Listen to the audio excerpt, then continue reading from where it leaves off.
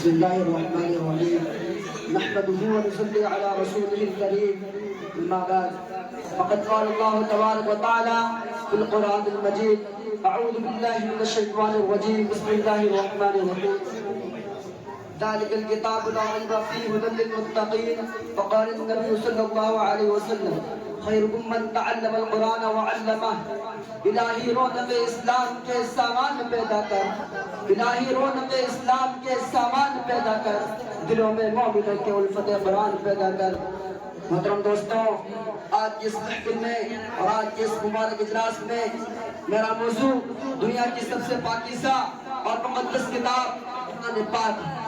ہمیں چڑھتے سورج کی طرح یقین ہے کہ اس کا ایک ایک حرف سچا اور صادق ہے۔ وہ قرآن پاک، اس کی زبان مقدس، بیان مقدس اور جو فصاحت و بلاغت کا پھینٹے مارتا سمندر ہے، اس کے متعلق ارشاد ربانی ہے، قرآن و کتاب ہے، اس کے صادق اور برحق ہونے میں کوئی شک و شبہ نہیں، اور جس کے بارے میں محضر انسانیت حضور پاک صلی اللہ علیہ وسلم نے ارشاد فرمایا کہ تم میں سب سے بہتر وہ شخص ہے جو قرآن کو سیکھے اور سکھائے۔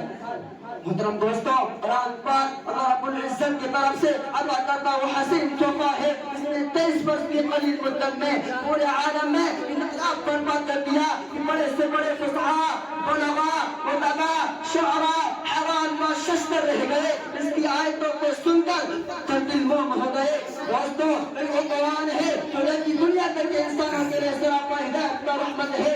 وہ قرآن ہے جس نے رسول کی رسالت کو اعجاز بخشا۔ وہ قرآن ہے اس کی برکت سے جنات و شیاطین کا آسمانوں پر جانا بند ہوا۔ وہ قرآن ہے اس کی برکت سے عزت اور امت کے شامیانے گئے۔ وہ قرآن ہے جو سچائی اور امانتداری کا درس دیتا ہے۔ وہ قرآن ہے جس کی بدولت عمر فاروق رضی اللہ عنہ کو ایمان نصیب ہوا۔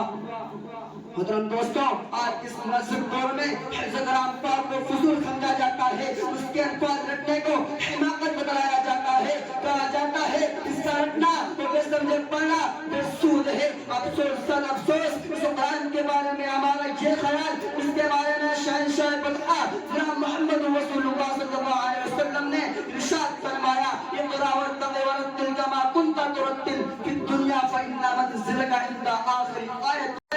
قرآن پڑھتا جا اور جنت کے درجوں پر چڑھتا جا اور ٹھہر کر پڑھ جیسا کہ تو دنیا میں ٹھہر کر پڑھتا تھا۔ تیرا مقام اور ٹھکانہ وہی ہے جہاں آخری آیت پر پہنچے۔ یاد رکھو کہ قرآن دنیا کی سب سے بڑی نعمت ہے۔ زمین و آسمان، چاند، سورج، ستارے کوئی اس نعمت کا مقابلہ نہیں کر سکتے۔ یہ قرآن رب کائنات کا مقدس اور عظیم کلام ہے، اور کیوں نہ ہو اس کا اتارنے والا امین، اس کے ذریعے اتارا گیا وہ بھی امین، اس مقام پر نازل ہوا وہ بھی امین، اس ذات پر نازل ہوا وہ بھی امین، اس مہینے میں نازل ہوا اور تمام مہینوں سے افضل، اور اس رات میں نازل ہوا وہ 1000 مہینوں سے بہتر۔ اللہ کا مقدس اور پاکیزہ کلام تمام کلاموں سے افضل اور برتر ہے۔ جس بات میں آتا ہے فضل کلام اللہ علی سائر الکلام کفضل اللہ علی خلقہ، اللہ کے کلام کو سب کلاموں پر ایسی فضیلت ہے جیسے کہ خدا تعالی شانہ کو تمام مخلوق پر اللہ کا لاڈلا اور خدا کا پیارا نبی ارشاد فرماتا ہے جس نے قرآن کو پڑھا اور اس پر عمل کیا اس کے والدین کو قیامت کے دن سورج سے بھی زیادہ روشن تاج پہنایا جائے گا۔ غور کرنے کا مقام ہے کہ والدین کو اس قدر انعام سے نوازا جائے گا تو خود پڑھنے والے کے مقام اور مرتبے کا تعان ہوگا۔ حضرات، قیامت کا میدان ہوگا اور ایسے 10 آدمی ان کے لیے جلد واجب ہو چکی ہوگی۔ حافظ قرآن اپنی رب کی بارگاہ میں سفارش کرے گا، پروردگار عالم اس کی سفارش قبول فرمائے گا اور ان کو حافظ قرآن کی برکت سے نجات عطا ہوگی۔ وما علینا الا البلاغ۔